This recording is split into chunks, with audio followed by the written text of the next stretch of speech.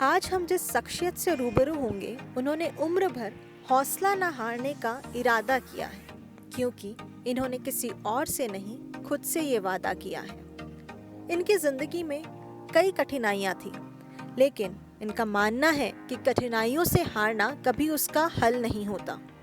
और कहते भी है ना, when life gets tough, the tough gets going, a saying that truly defines the remarkable journey of शताब्दी अवस्थी, जिन्होंने पैरा ओलंपिक्स में कई बार पदक अपने नाम किए हैं। और जब जज्बा हो कुछ कर गुजरने का, तो कोई भी परिस्थिति आपको रोक नहीं सकती।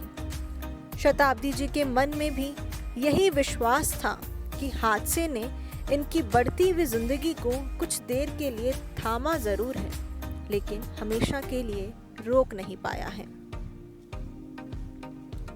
ये हमेशा मानती हैं कि परिस्थितियां चाहे कितनी भी कठिन हो, वो आपकी गति को धीमा कर सकती हैं, लेकिन आपके रास्ते को रोक नहीं सकती।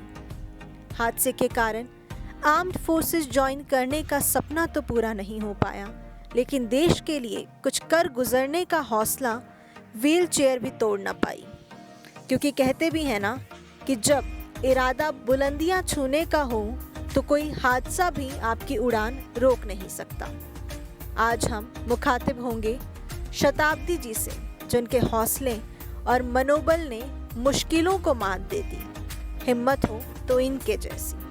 और इतना ही नहीं, इन्होंने अपने शिक्षा के हथियार से अनेकों प्रतियोगी परीक्षाओं की तैयारी की और SBI जयपुर हेड ऑफिस में मैनेजर की पोस्ट संभाल रही हैं। तो आइए मिलते हैं शताब्दी अवस्थी जी से, जिनके हौसले जिंदगी से भी बड़े हैं, जो हर रोज गिरकर भी आज मुकम्मल खड़ी हैं। शताब्दी जी, बहुत बहुत स्वागत है आपका रियलिटी विथ रीत के इस स्पेशल एपिसोड में। वाकई आज आपके साथ बैठकर बहुत गौरवान्वित महसूस हो रहा है। Thank you so much. ढेर सारी बातें आज आपसे करूंगी और साथ ही उस शताब्दी को जानने की कोशिश भी करूंगी जो आज भी शायद आपके अंदर कहीं छिपी है। ये तो मतलब बहुत ही out of the field question पूछ लिया, क्योंकि जनरली वही होता है कि कभी भी कुछ इंटरव्यूज वगैरह देते हैं तो सिर्फ स्ट्रगल स्ट्रगल स्ट्रगल, लोग जानना भी उसी के बारे में चाहते हैं एक्चुअली। बट मैं क्या हूँ ये शायद आज चलो साथ में निकालने की कोशिश करते हैं। शताब्दी जी, सबसे पहले तो ये जानना चाहूंगी कि लोगों का जो आपके प्रति नजरिया है वो कैसा रहा था। नेगेटिव कमेंट्स भी होते होंगे, तो उन सब से किस तरह से आप डील करती हैं?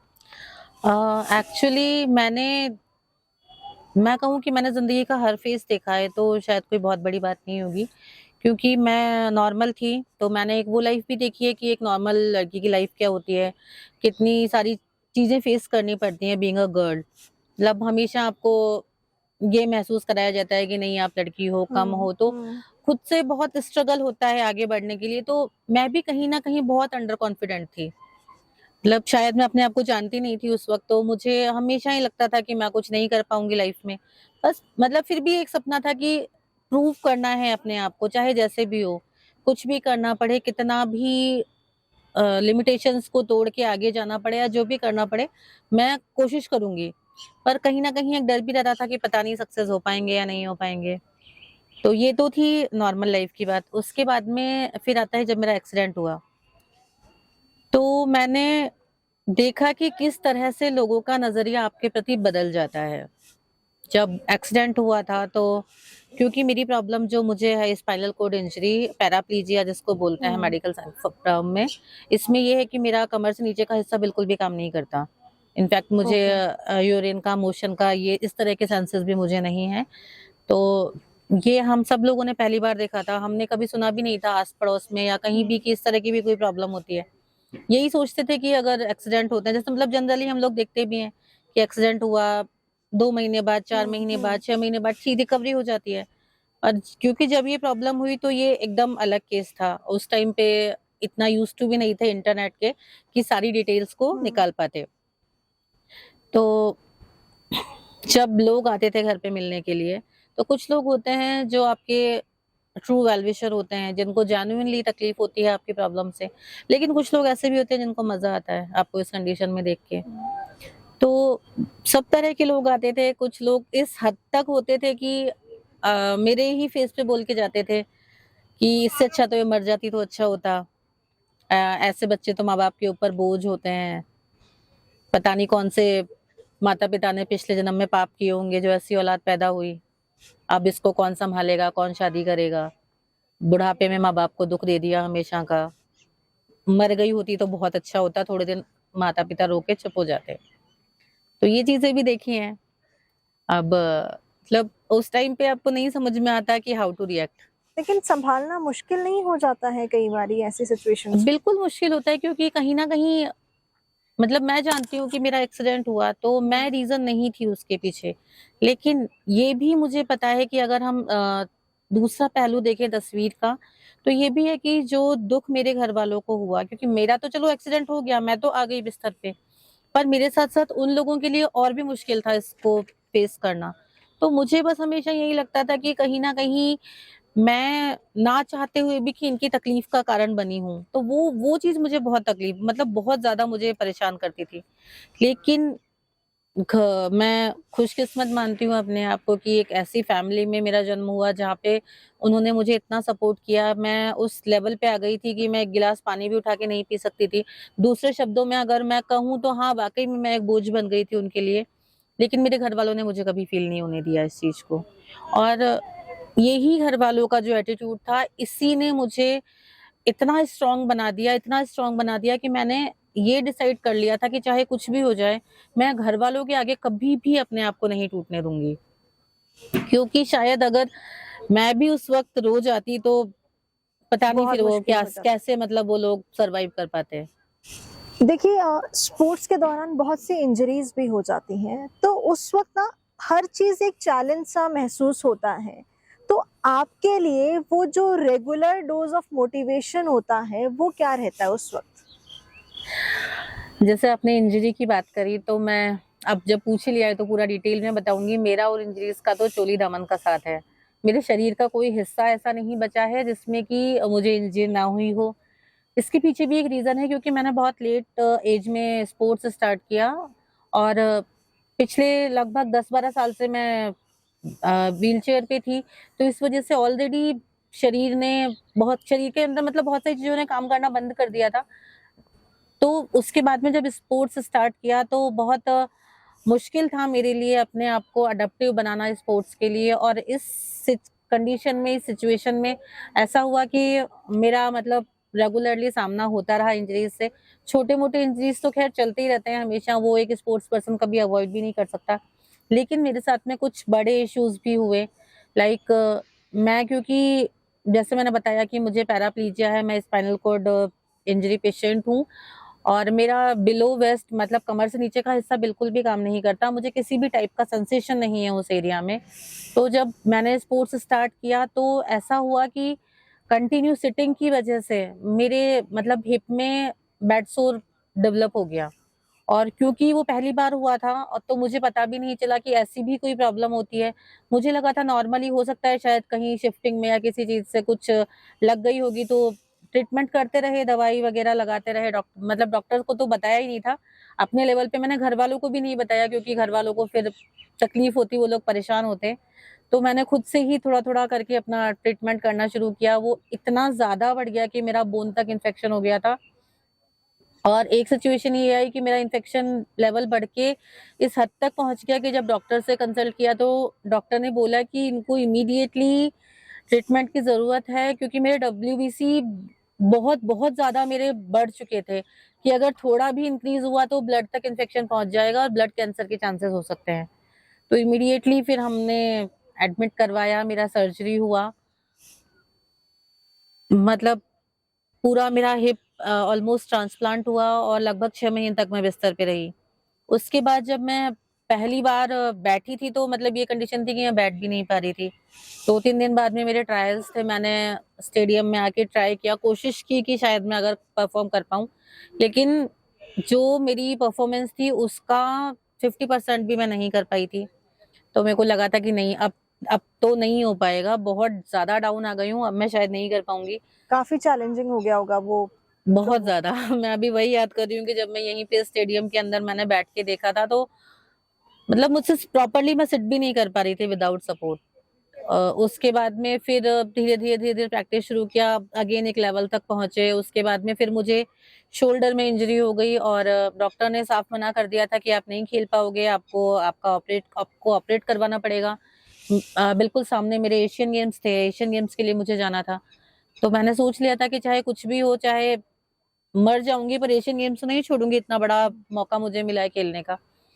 तो फिर से कंटिन्यू मतलब जैसे-तैसे करके अपने आप को तैयार किया, कोशिश की और बिल्कुल मतलब मैं हिलाती भी नहीं थी, इस कंधे को एकदम स्टेबल सिचुएशन में रखती थी और फिर उसके बाद में यहाँ पे आते थे प्रैक्टिस करने के लिए, जैसे-तैसे करके पेन के बीच में मतलब दवाइयाँ लगा के, स्प्रे लगा के, कुछ भी करके वो खेला। फिर मैं एशियन गेम्स से आई, आने के आते ही मैंने ऑपरेट करवाया, ऑपरेशन हुआ।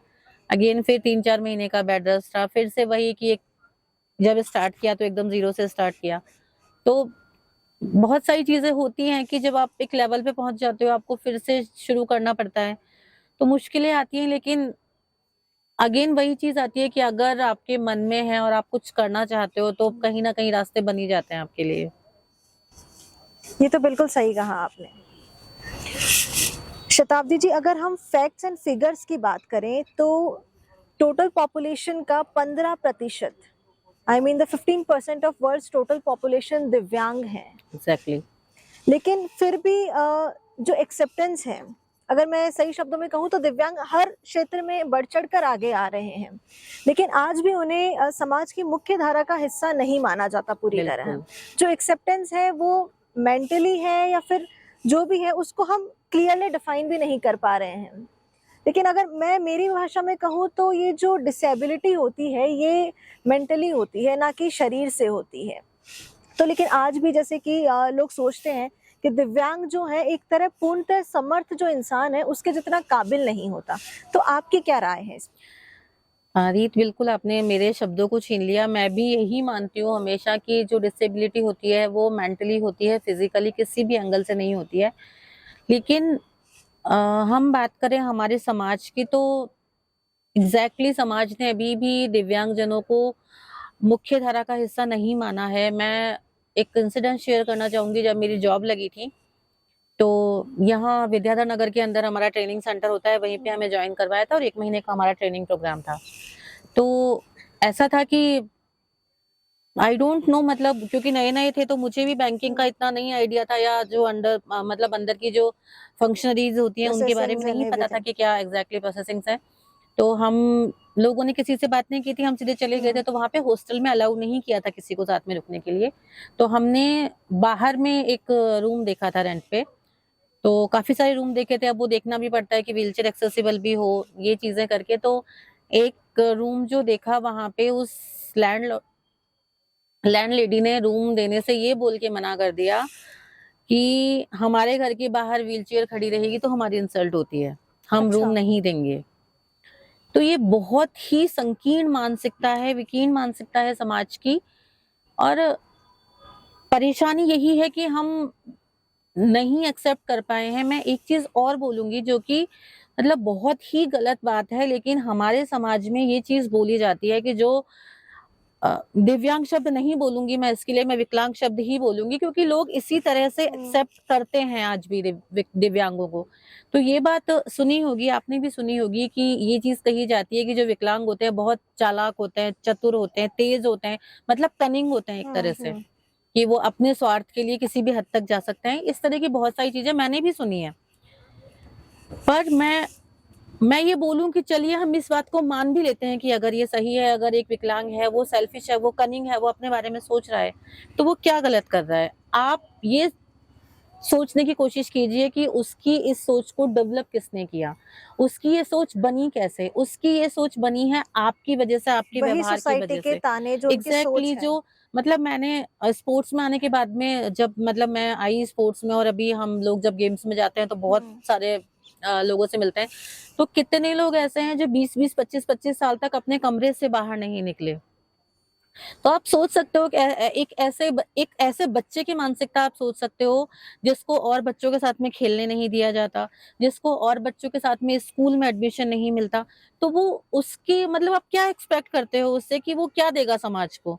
और वो वही दे रहा है जो आप उसको दे रहे हो। जब समाज उसको एक अलग तरह से ट्रीट कर तो रहा वो है भी तो फिर वो भी उसी तो हमारे यहाँ पे नहीं एक्सेप्टेंस है। और जो बात हम कह रहे हैं कि दिव्यांग बहुत आगे आ रहे हैं और आगे बढ़ रहे हैं, ये चीज सही है, लेकिन अगर इसको भी प्रोपोर्शनेट किया जाए तो रेशो बहुत कम निकलेगा। अभी भी जिस रेशो के अंदर लोग आगे आने चाहिए उसमें नहीं आ पा रहे हैं, क्योंकि उनको उनकी फैमिली ही सपोर्ट नहीं करती है। आप सोचो, एक दिव्यांग व्यक्ति को सबसे पहले तो खुद खुद के साथ में उसके स्ट्रगल होते हैं, अपने आप को तैयार करना पड़ता है वो घर खुद से को बाहर उस जिस निकलने के लिए। तरह वो है उस खुद तरह को वो एक्सेप्ट करना। हाँ, खुद को उसको मेंटली मतलब अगर स्पोर्ट्स करना है, पढ़ाई करनी है, जिस भी फील्ड में उसको जाना है, तो सबसे पहले तो उसको ये सोचना पड़ेगा कि हाँ, मैं घर से बाहर निकलूंगा तो लोग मुझे किस तरह से देखेंगे। उसके बाद जरूरी है कि उसकी जो फैमिली है वो उसको सपोर्ट करे। उसके बाद में फिर आता है कि जब वो घर से बाहर निकलेगा तो उसके आसपास के लोग उसको सपोर्ट करें। सपोर्ट करने का मतलब मैं ये बिल्कुल भी नहीं कहती कि आप उसको हेल्प करो या आप उसको ये महसूस कराओ कि नहीं तुम कम हो। लेकिन उसका उसकी जरूरत मनोबल नहीं है तोड़ो नहीं। उसको। एग्जैक्टली वो खुद अपने आप अपने पैरों पे खड़ा हो सकता है। वो खुद एक रिस्पॉन्सिबल बन सकता है अपनी हर चीज को लेके। आप उसको सिर्फ अपने जैसा समझो। राइट। और हम क्या क्या बात करते हैं, हम विकलांगता की क्या बात करते हैं, हम डिसेबिलिटी की। डिसेबिलिटी वो होती है जो मेंटली होती है। डिसेबल वो लोग होते हैं जो लोग सुसाइड कर लेते हैं। डिसेबल वो लोग होते हैं जो लोग क्राइम पे चले जाते हैं। बिल्कुल। डिसेबल वो लोग होते हैं जिनके साथ में इतनी सी कोई बात होती है और वो खुद पे कंट्रोल नहीं कर पाते, अब वो अपने घर वालों के साथ में मारपीट करने लगते हैं, या फिर वो जानवरों के साथ में मारपीट करते हैं, या मतलब कुछ भी चीज वो किसी का मर्डर कर देते हैं, चोरी कर लेते हैं। वो लोग डिसेबल हैं असली मायने में, और उनका इलाज होना चाहिए। मतलब बेसिकली कहा जाए तो ये मेंटालिटी का इलाज होना चाहिए। एग्जैक्टली मेंटालिटी का इलाज होना चाहिए। जो एबल लोग हैं उनको भी ये समझना चाहिए कि अगर कोई डिसेबल है और वो कोशिश कर रहा है आगे आने की, अपने आप को सक्षम बनाने की, अपने आप को अपने पैरों पे खड़ा करके एक जिसको हम बोलते हैं ना समाज के अंदर एक उसको भी हक है कि उसको वो भी डिग्निटी के साथ में जी सके। तो आपकी भी जिम्मेदारी बनती है कि इस काम में आप उसका अगर हेल्प नहीं कर सकते तो उसकी टांग ना खींचें। ये सब आपने बिल्कुल सही कहा। तो मुझे एक चीज़ ध्यान आ रही है कि अगर हम बाहर देखें, तो दिव्यांगों के लिए बाहर बहुत सारी फैसिलिटीज़ हैं। एग्जैक्टली। लेकिन जब हम हमारे यहाँ की, भारत की ही अगर बात करते हैं, तो ऐसा लगता है कि सिर्फ रैंप एक्सेसिबिलिटी के अलावा सुविधाएँ ही नहीं हैं। तो आपके हिसाब से कौन-कौन सी वो फैसिलिटीज़ हैं जो अनिवार्य होनी चाहिए? हमारे कंट्री में एक्सेसिबिलिटी का कोई कॉन्सेप्ट है ही नहीं, मैं इनफैक्ट कहूँ तो अभी तक। और बाहर में इसीलिए होता है कि वो लोग इतने समझदार होते हैं, या हम कहें कि वहाँ पे हर एक इंसान को जीने का हक है। हमारे यहाँ पे नहीं है। कुछ चीजों में हम देखें तो अभी भी मतलब लोगों को मजा आता है दूसरों के बारे में बात बनाने में। किसी के साथ में कोई तकलीफ होती है तो लोग खुश होते हैं उसको देख के। इस तरह की मेंटालिटी वाले लोग भी हैं, जबकि विदेशों में ऐसा नहीं होता। मैं बताऊं कि अगर आज मुझे पता है कि मेरे को फॉरेन कंट्री में जाना है अपना स्पोर्ट्स खेलने के लिए, मुझे कुछ नहीं करना, अपना बैकपैक करना है और मैं उठा के चल दूंगी, क्योंकि मुझे पता है वहाँ किसी तरह की प्रॉब्लम नहीं आएगी। ना तो पब्लिक ट्रांसपोर्टेशन में प्रॉब्लम आती है, ना होटल्स में प्रॉब्लम आती है। प्रॉपर अकोमोडेशन, हर चीज एकदम प्रॉपर होती है। वहीं अगर इंडिया में कहीं खेलने के लिए जाना है तो 4 बार सोचना पड़ता है, 2 लोगों को तैयार करना पड़ता है कि भाई साथ में चलो। क्योंकि मुझे लगता है रैंप्स भी क्योंकि नहीं, प्रॉपर्ली नहीं बनाए रैंप्स हुए होते हैं। रैंप्स ऐसे होते हैं जो या तो इतने स्टीप होते हैं कि मतलब अगर कोई चढ़ाने वाला हो तो उसको भी डर लगे, या फिर ऐसे रैंप होंगे मतलब कितनी जगह तो मैंने ऐसे रैंप देखे हैं जिनके नीचे 1-2 सीढ़ियां होती हैं, या फिर जिनके नीचे गड्ढा होता है। मतलब वो टोटली कंप्लीटली वो यूजलेस हैं। लेकिन क्योंकि मतलब गवर्नमेंट ऑफ इंडिया के नॉर्म्स है कि आपको रैंप बनानी है, तो सिर्फ खाना पूर्ति के लिए एक रैंप बना दी जाती है। वॉशरूम्स एक्सेसिबल नहीं होते हैं। अभी इतना प्रॉब्लम होता है इंडिया के अंदर कहीं होटलों में जाओ, क्योंकि देखो जो माना कि जो बड़े बड़े होटल्स होंगे, 5 स्टार होटल्स होंगे, वहां पे आपको एक्सेसिबल रूम्स मिल जाएंगे, लेकिन हर किसी के बस का नहीं होता कि इतना कॉस्टली वो अफोर्ड कर सके। राइट। या मैं और की क्या बात करूं, अगर हम खुद भी देखें, अगर हमको 2 दिन के लिए जाना है, हमको स्पोर्ट्स के लिए जाना है, तो हमारा भी यही रहता है कि सबसे फर्स्ट तो हमारी प्रायोरिटी ये रहती है कि जो हमें अकोमोडेशन मिले वो नियरेस्ट टू द वेन्यू मिले, जिससे बहुत ज्यादा तकलीफ ना हो आने जाने में। और जनरली स्टेडियम के आसपास में कम ही मिल पाते हैं, होटल्स वगैरह इतने होते नहीं है। तो उस कंडीशन में बहुत दिक्कत होती है इस तरह के रूम्स ढूंढना जहाँ पे बाहर होटल में सीढ़ियां ना हो या वॉशरूम के अंदर 99% रूम्स ऐसे होते हैं जिनमें एक तो स्टेप होता ही होता है वॉशरूम के लिए। तो यहाँ पे कहीं भी जाना होता वो है तो एक बहुत किसी को बड़ा लेके चैलेंज हो बहुत जाता है। बड़ा चैलेंज होता है। फिर हो वॉशरूम होगा तो छोटा होगा, मतलब व्हील चेयर शिफ्ट नहीं हो रही है, बहुत सारे स्ट्रगल करने पड़ते हैं। और ये मतलब चीजें ऐसी हैं कि कोई ध्यान भी नहीं देता इनके ऊपर ना। मतलब लोगों के लिए एक्सेसिबिलिटी का मतलब होता है कि ठीक है बस व्हील चेयर चली जाए कैसे भी। इनफैक्ट मैं एक चीज बताऊं कि जैसे मैं हूँ, मेरा बिल्कुल कंप्लीटली मुझे लॉस ऑफ सेंसेशन है, मैं खड़ी भी नहीं हो सकती। ये चीज लोगों को नहीं पता। हमारे इंडिया के अंदर लोग व्हील चेयर पे अगर आप बैठे हो इसका मतलब ये समझते हैं कि शायद आपको चलने में थोड़ी दिक्कत है इसलिए आप व्हील चेयर पे हो, और एक लेवल पे जाके आप मतलब थोड़ा बहुत तो आप चल ही लोगे। एयरपोर्ट की हम बात करें तो कितने लोग आते हैं वहां पे, तो मतलब एन नंबर ऑफ दिव्यांग्स भी वहां पे आते ही होंगे। स्टिल अभी भी ये कंडीशन होती है कि कितनी बार ऐसा होता है कि कैबिन व्हीलचेयर नहीं अरेंज हो पाती, या मतलब हमेशा वो उनके साथ में डिस्कशन आर्ग्यूमेंट होता ही होता है। मैम थोड़ा सा तो चल लोगे, 2 कदम तो चल लोगे, हमने आपको सबसे आगे वाली सीट दी है। भाई तो मैं बोल रही हूँ कि मैं 2 कदम ही चल लूंगी तो मुझे जरूरत ही क्यों पड़ेगी व्हील चेयर की। कई बार आप तो ऐसा लगता है एयरपोर्ट तो बहुत दूर की बात है, हॉस्पिटल्स में भी कई बार स्ट्रगल होता है इस एग्जैक्टली चीज। जबकि मतलब एयरपोर्ट तो मैं इसलिए बोल रही हूँ कि वो शायद वो सबसे एक्सेसिबल जगह है, और वो सबसे मतलब अगर हम कहें तो प्राइम चीज है जहाँ पे कि हर तरह की फैसिलिटी फैसिलिटी अवेलेबल होती है। हम्म। पर लोगों को नहीं अभी मतलब इतना ना वही एक्सेप्टेंस वाली चीज आ जाती है, लोग इस चीज को नहीं एक्सेप्ट कर पाते। मतलब इनफैक्ट मैं ये बोल रही हूँ कि मैंने ये चीज इतने अच्छे से फील की है कि लोगों का नजरिया आपके लिए ये होता है कि अगर आप सॉरी, अगर आप और लोगों जैसे नहीं हो तो आपको घर में रहना चाहिए, आपको घर से बाहर नहीं निकलना चाहिए। क्योंकि मैंने मतलब जब मेरा एक्सीडेंट हुआ उस टाइम पे मैंने जस्ट ग्रेजुएशन कंप्लीट किया था, या मानो मुझे कोई नहीं जानता था। तो हालांकि मतलब खुद को भी लगता ही है कि बहुत ज्यादा बहुत फ्रिक्वेंट घर से बाहर नहीं निकलते थे, कुछ एग्जाम्स वगैरह मतलब बहुत ही कम टाइम ऐसा होता था जब मैं घर से बाहर निकलती थी। पर जैसे किसी क्लोज फ्रेंड की शादी है या मतलब किसी ने बहुत इंसिस्ट किया है आपको जाने के लिए, तो वहां पे लोग ये सोचते थे कि देखो मतलब है ना इस कंडीशन में है फिर भी शादी में आ गई खाने के लिए। तो लिटरली समझ में नहीं आता कि मतलब वो क्या ताना भी सोचते होता हैं था, कि तरस भी होता था। एग्जैक्टली कि हाँ मतलब वो आपको ये पिन इतना करते पिन हैं या पॉइंट है, पॉइंट हाँ। करवाते हैं कि आपको नहीं, आपको घर में ही रहना चाहिए। वहीं जब मेरा केबीसी में नंबर आया उसके बाद में मतलब इतनी फेमस, इतना चारों तरफ फेम मिली, फिर स्पोर्ट्स के थ्रू मतलब वो हाँ, ठीक है। केबीसी की चीज मैं जरूर जानना चाहूंगी कि वो हॉट सीट पे बैठने के बाद वो आम से खास तक का जो सफर था उसने लोगों का नजरिया आपको मैं तरफ किस वही तरह से। मैं उसी के ऊपर आ रही थी कि जब केबीसी में नंबर आया उससे पहले मेरी जॉब लगी, तो मतलब ना तब भी मतलब लोग यही सोचते। मैं बताऊंगी कि मेरा मतलब ना मेरा जनरल कैटेगरी में सिलेक्शन हुआ था, हैंडीकैप कोटे में सिलेक्टेड नहीं हूँ मैं जनरल कैटेगरी सेलेक्टेड हूँ। तो भी मतलब वो सबका वही नजरिया होता है कि हाँ ठीक है इनकी तो सीटें खाली जाती है, पढ़ाई वढ़ाई कुछ करनी है ना, मतलब आस पड़ोस के लोग के यहाँ लग गई होगी, क्लर्क लग गई होगी, या ऐसे ही कोई मतलब वैसे मतलब लाइक कोई दान खाते में नौकरी मिल गई हो। जबकि ये नहीं पता कि 2% भी उन लोगों से पूछो जो तैयारी करते हैं कि वो जो 2% रिजर्वेशन होता है उसके लिए भी कितनी मेहनत करनी पड़ती है। अगर फिर तो फिर अगर इसी चीज पे आएंगे तो फिर तो बहुत सारी चीजें हो जाती हैं, रिजर्वेशन लेकर वो सब कुछ भी चीजें होती हैं, उनके ऊपर कोई कुछ बोलता नहीं है। खैर वो अलग टॉपिक है। तो जब मेरा केबीसी में नंबर आया तो मतलब लाइक इतना लोगों को प्रॉब्लम होने लगी थी, जो आस पड़ोस वाले थे लोगों ने बात करना बंद कर दिया। ठीक है जब जो भी है उसके बाद में वहां पे पहुंचे, फिर 50 लाख जीते, तो बहुत हो ही गया था चारों तरफ नाम। उसके बाद तो लोग मतलब यही था कि ठीक है फोटो वोटो वो सब एकदम सेलिब्रिटी वाला हुआ ना, वो बोलते ना ओवर द नाइट लाइफ एकदम चेंज हो गई थी।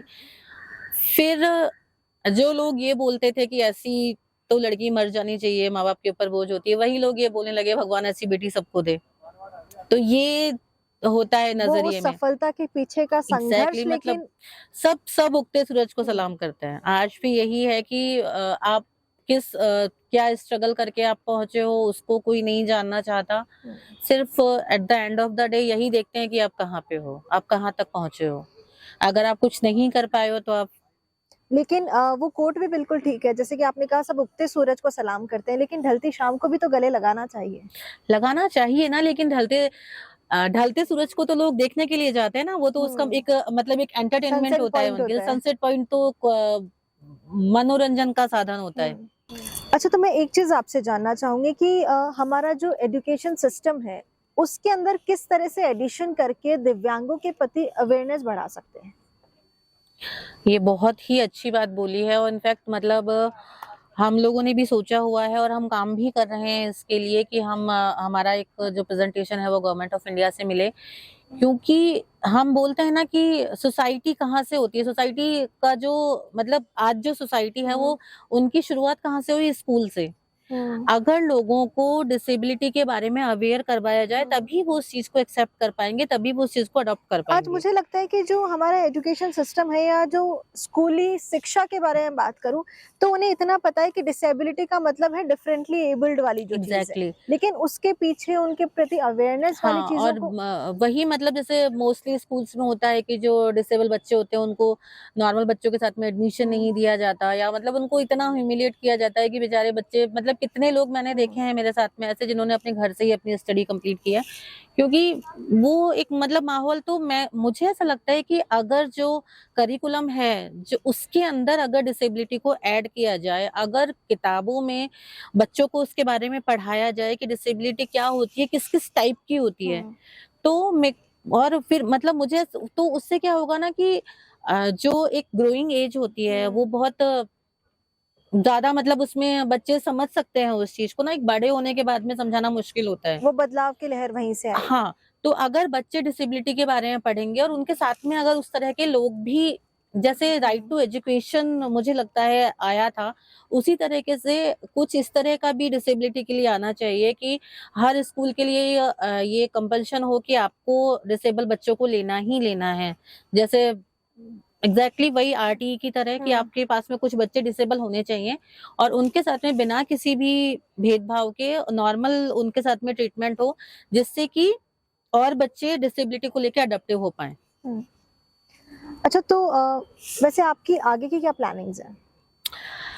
प्लानिंग तो बहुत सारी हैं, लेकिन अभी तो क्योंकि बस स्पोर्ट्स ही चल रहा है, कोविड के बाद में थोड़ा सा ब्रेक लगा और उसके बाद में मतलब वो बहुत लंबा ब्रेक हो गया था, और अभी उसी से उभरने की कोशिश कर रहे हैं।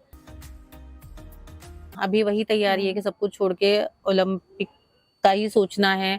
अभी मार्च में वर्ल्ड कप है मेरा, उसके अंदर मेरा सिलेक्शन हुआ है, तो उसकी भी तैयारी, वही तैयारी चल बेशक रही है फिर से अभी। हमारे देश में पदक जरूर आएगा। हाँ, लेकिन इसके साथ ही मतलब मैंने अभी मतलब मैंने अपना फाउंडेशन भी बनाया है, हालांकि मैं बहुत ज्यादा एक्टिव नहीं हूँ उसको अभी लेके, लेकिन अभी मैंने उसको इसलिए बनाया कि थोड़ा थोड़ा जितना भी हो सकता है हम्म, उस अपने कुछ कुछ जैसे भी टाइम मिलता है मैं उसमें अपना टाइम थोड़ा थोड़ा टाइम देती हूँ, कि जब मैं एक्टिव स्पोर्ट्स से जिस टाइम में छोड़ूं तो तब मेरे पास में कुछ हो कि हाँ मुझे क्या करना हम्म, है।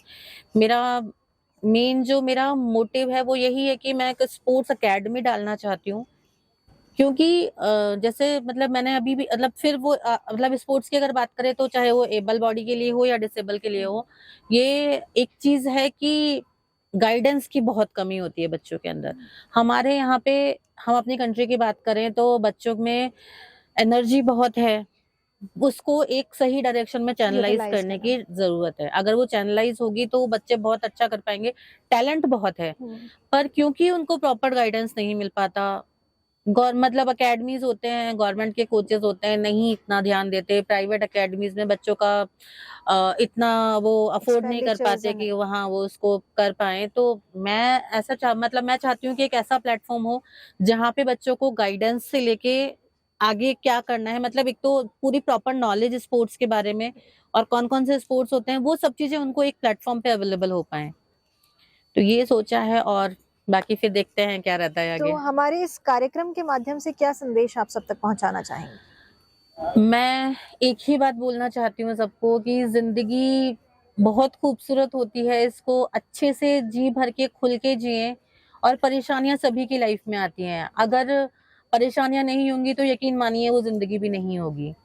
तो कभी भी जिंदगी से हार ना माने, चाहे कितनी भी परेशानी आपके सामने क्यों ना आए, एक बार कोशिश करें उसको एक्सेप्ट करने की और उसका मुकाबला करने की। यकीन मानिए कि जिस दिन आप ठान लेंगे कि मुझे इस परेशानी का सामना करना है, वो परेशानी उसी दिन से कम होनी शुरू हो जाएगी और एक दिन ऐसा आएगा जब उसका अस्तित्व ही खत्म हो जाएगा। तो खुद पे भरोसा रखें।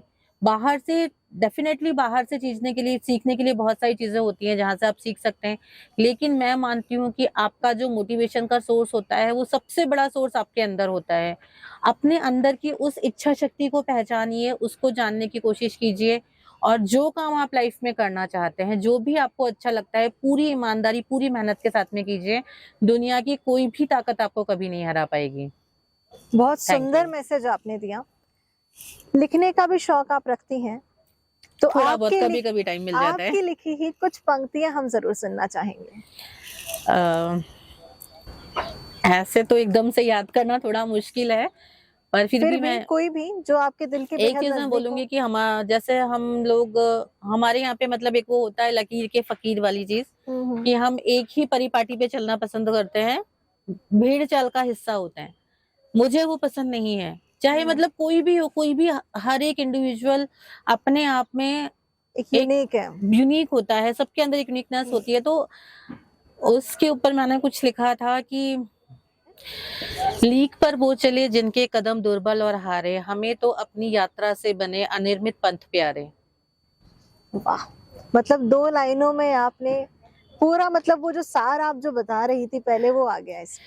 बस मतलब वही है, देखिए जैसा कि गीता में भी लिखा हुआ है कि फल कर्म कर, फल की इच्छा ना कर। तो आपके हाथ में नहीं होता कि क्या होगा, आपके हाथ में सिर्फ ये है कि आप कोशिश कर सकते हो। और मैं ऐसा मानती हूँ कि कोशिशें ही कामयाब होती हैं जिंदगी में। तो ईमानदार कोशिश करना कभी नहीं छोड़ना चाहिए। वाकई आज आपके साथ एक बेहद सुखद और प्रेरणादायक अनुभव रहा है। उम्मीद करती हूँ कि आपको भी बहुत अच्छा लगा होगा। डेफिनेटली बहुत अच्छा लगा, और ज्यादा अच्छा मुझे इसलिए लग रहा है क्योंकि ये जो इंटरव्यू था ये थोड़ा लीक से हटके था। तो जैसा मतलब मैंने बोला, लीक से हटके चीजें ही करनी चाहिए जिंदगी में। तो आज बहुत ही अच्छा लगा आपसे मिलके। बहुत बहुत धन्यवाद आपका।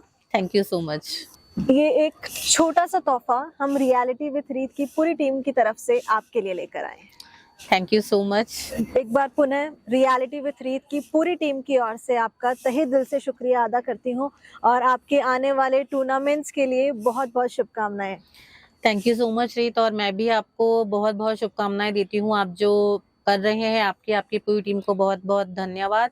और इसी तरह से आप अच्छे लोगों से मिलके उनकी जिंदगी के अनछुए पहलुओं को सामने लेके आते रहें, यही मेरी शुभकामनाएं हैं। बहुत बहुत धन्यवाद पुनः आपका। Thank you.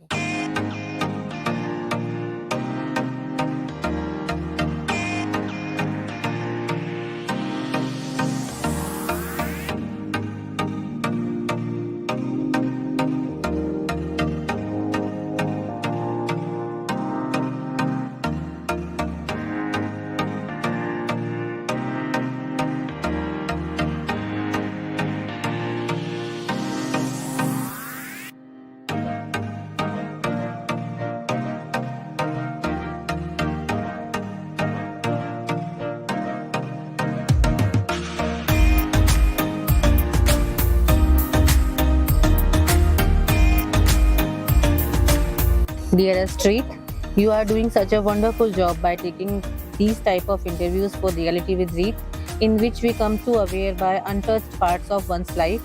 Keep continuing it with the same zeal you have. Best of luck for future. Hope you and your entire team have a bright future. Thank you so much. Thank you so much for the lovely wishes.